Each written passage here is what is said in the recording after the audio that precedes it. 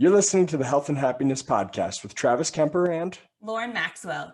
Each episode, we share easy to implement strategies to improve your health, happiness, and overall quality of life. Don't stop believing. Hold on to that feeling. Street lights, people. Oh! Your voice is like a combination of Fergie and Jesus. Thank you. I've been called the songbird of my generation. How's it going, Trav? Well, that's the first time I have knowingly been recorded while singing, so I will tell you in 2 weeks. And for anyone wondering, our intro this week was a mix of Journey and Step Brothers. Perfect combo. How's it going, Lauren? Well, it's going great now that I heard you sing. That always is a mood lifter. In other news, I finally got my hair cut for the first time in over a year, and you can't tell on the computer, but it's like 6 to 8 inches shorter because it was like down to my butt, and it feels so good. It's so much lighter, and I like it. So, other than that, I'm getting used to this daylight savings thing again, because even though I live in Arizona, the Navajo Nation where I work 2 days a week is an hour ahead of Arizona time, and now I'm back to my status of time traveler as I travel through the time zones to get to work. Well, you only have 1 more year I'm so excited. to deal with that. I'm so excited. Not because Lauren's quitting her job, but because if you're clarify. not aware, they're not doing... Apparently, we're not going to be doing daylight savings time. Yeah. Well, but the Navajo Nation might keep the time zone that they're in. I can't imagine. That would be so strange. I don't know. Well, half of them are in New Mexico, so they're technically like half of them are on the same time zone as. You know what I mean? Yeah. Right. But honestly, that would be. It depends when they do it, because you guys stay the same, and Right. So you bounce back and forth between two, being in Arizona. So Yeah, it depends. Which one they settle on. We'll see what they decide, but honestly, either way would be better. Like, I would rather do something for a whole year than like have to pay attention to switching. Yeah, it would be a constant. Yes, that would be great. Anyway, what are we going to talk about today, Travis? Well, Lauren, I'm not sure. But let's give them something to talk about. How about music? Oh my gosh, this is the best day of my life, officially. All right, this is perfect topic. So why do people listen to music?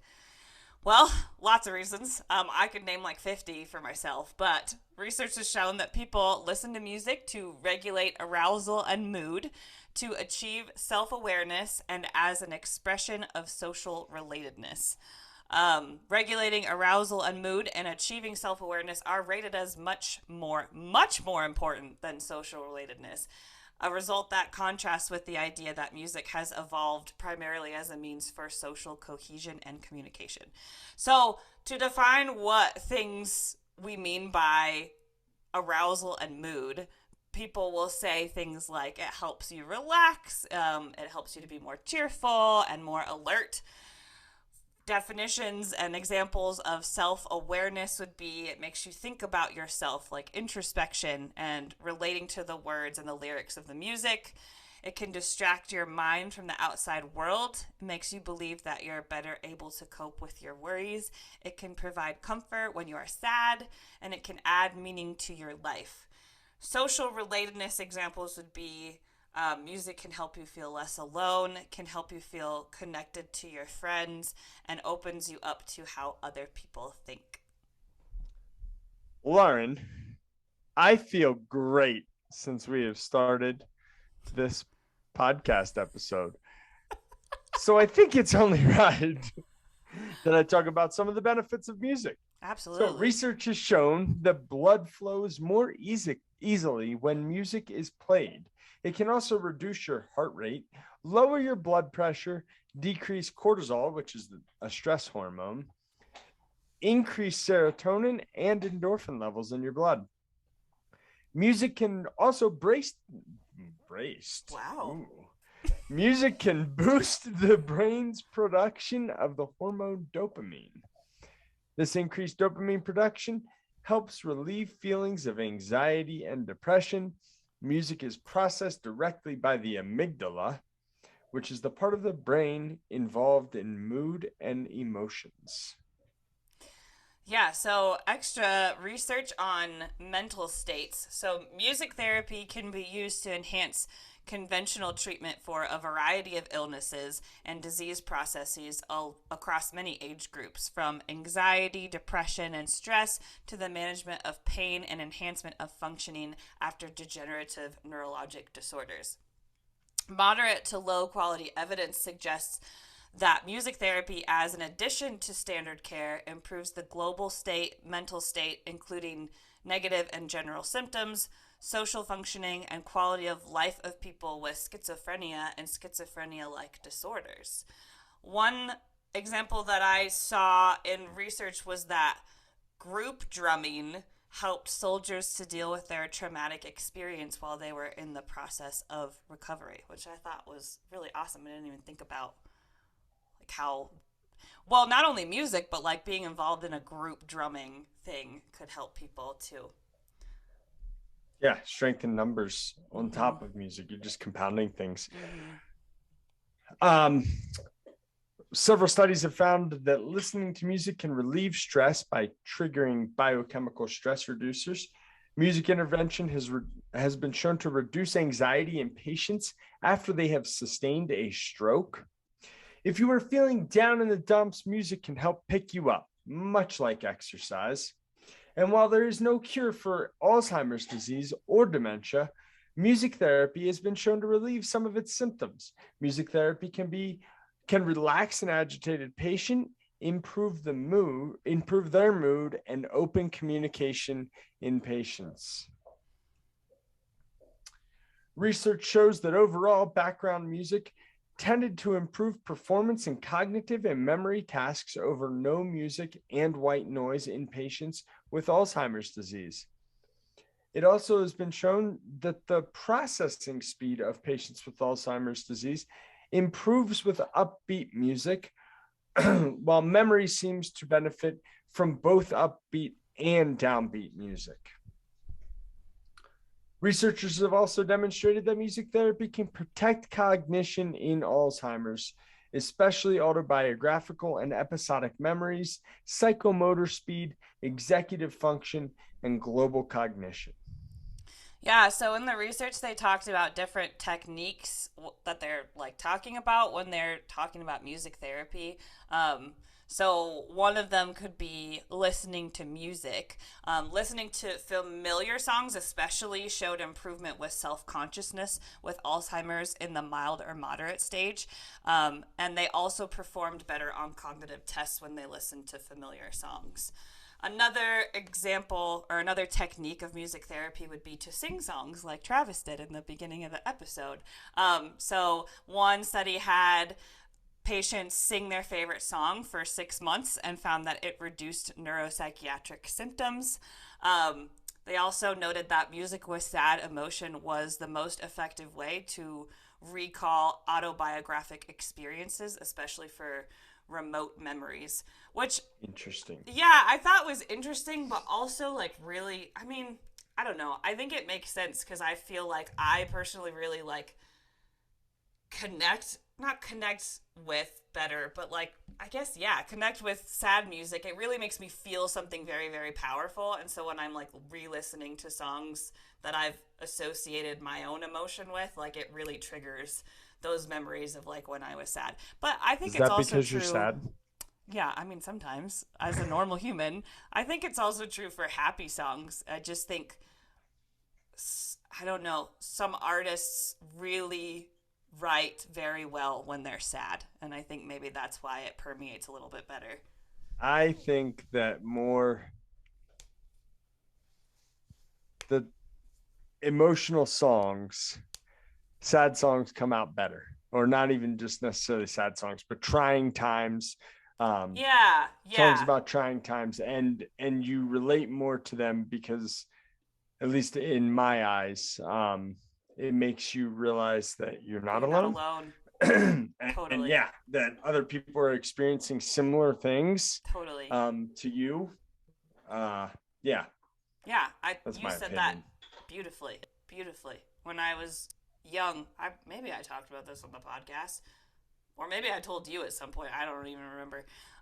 When I was young and like Linkin Park was a thing. They were like I was before Linkin Park. I was like Backstreet Boys, NSYNC, Britney Spears, like poppy happy music. You mean And then Backstreet's back? All all right. right, yeah.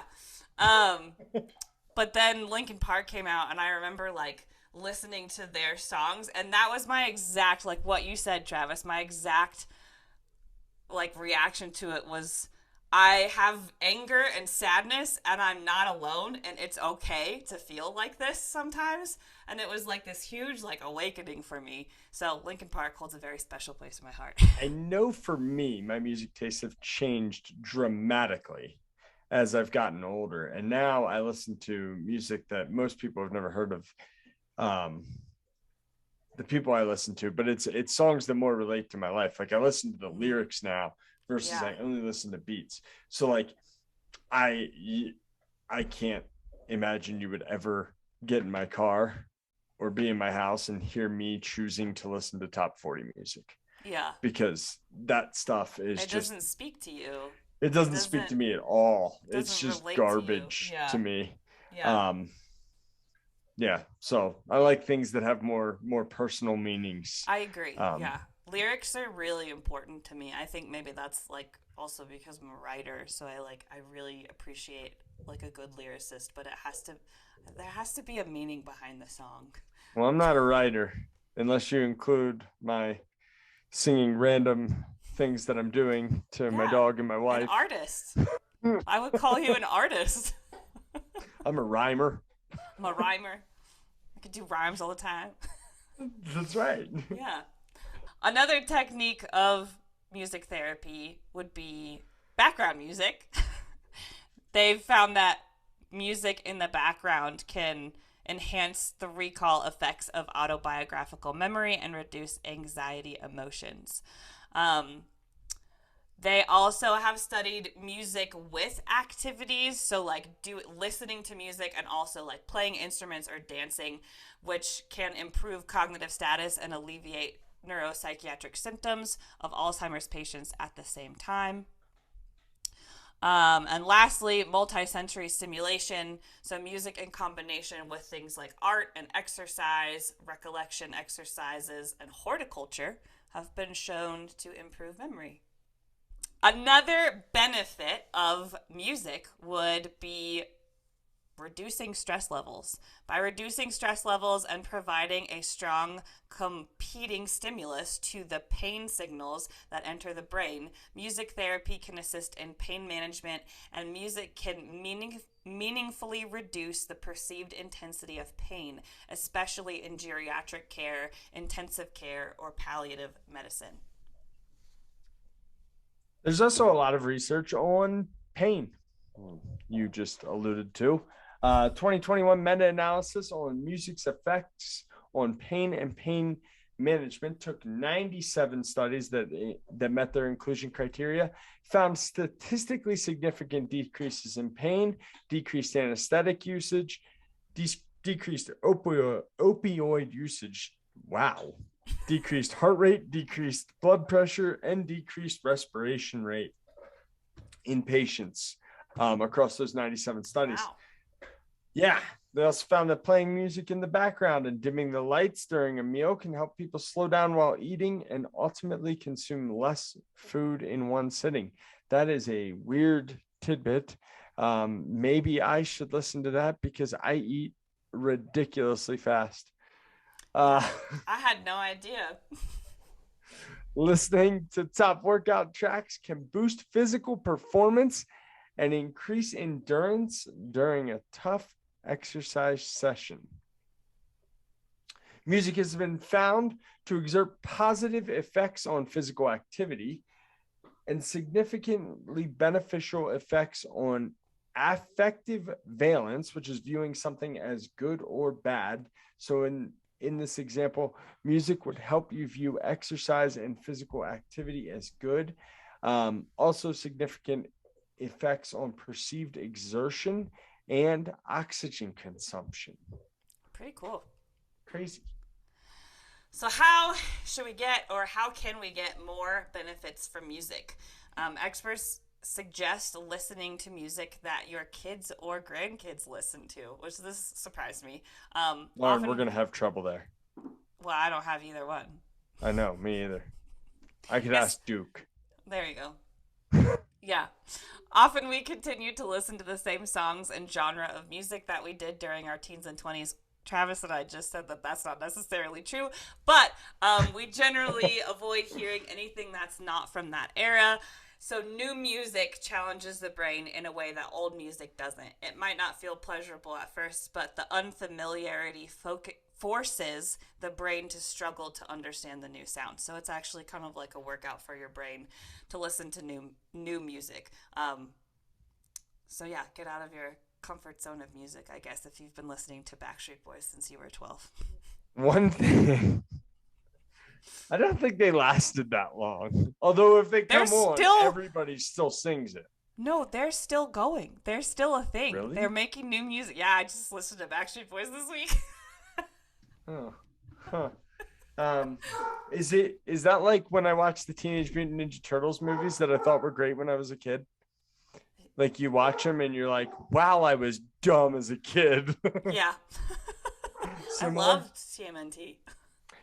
Another tip would be to reach for familiar music, especially if it stems from the same time period that you're trying to recall. So if you're like trying to have a specific memory or remember, something from your childhood, remember a fun time with your family, like music for me reminds me of road trips. I would get a new CD or a new cassette tape, depending on how old I was, whenever we did like a road trip. So if I'm trying to remember like the place that we went when I was a kid, I'll like put on the music from that trip and I can remember so much.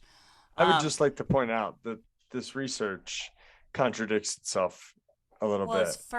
It does, but it's for different purposes. Like if you want to have your brain exercise, listen to new music. If you want to recall memories, listen to familiar music. And I would guess that listening to new music gives you some of the same effects that taking up a new hobby does, and that it's challenging your brain, and that it gives you protective effects from Alzheimer's and later cognitive difficulties. Probably, yeah, I would agree with that. Pay attention to how you react to different forms of music and pick the kind that works for you. What helps one person concentrate might be distracting to someone else, and what helps one person unwind might make another person jumpy. Listen to what makes you feel good. So a challenge this week is to make it a point to seek out times where you're listening to music. Pay attention to how you're reacting, maybe try some new music, and always remember that the best way to spread Christmas cheer is singing loud for all to hear.